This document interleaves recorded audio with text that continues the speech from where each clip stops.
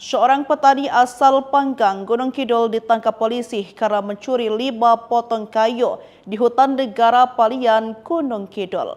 Petani berinisial M 44 tahun mencuri 5 potong kayu sonobrit di hutan negara di Palian, Panggang, Kabupaten Gunung Kidul.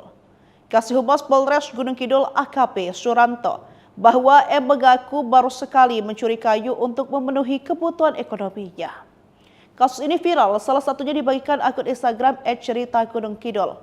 Warga Panggang mencuri 5 potong kayu, sonobrit terancam hukuman 5 tahun. Pencurian dilakukan di hutan Palian pada 25 Desember 2024 lalu. Tulis akun tersebut seperti dikutip Sri Poku pada Jumat 17 Januari 2025.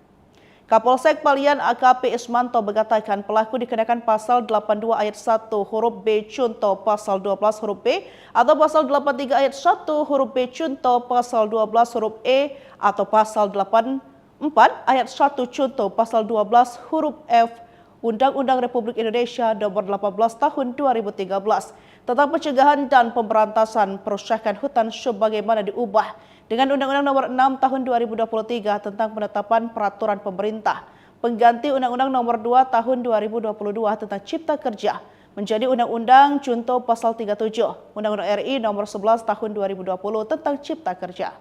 Dari tangannya diamankan barang bukti berupa 5 potong kayu sonobrit dengan panjang 65 hingga 68 cm yang diperkirakan seharga 2 juta rupiah.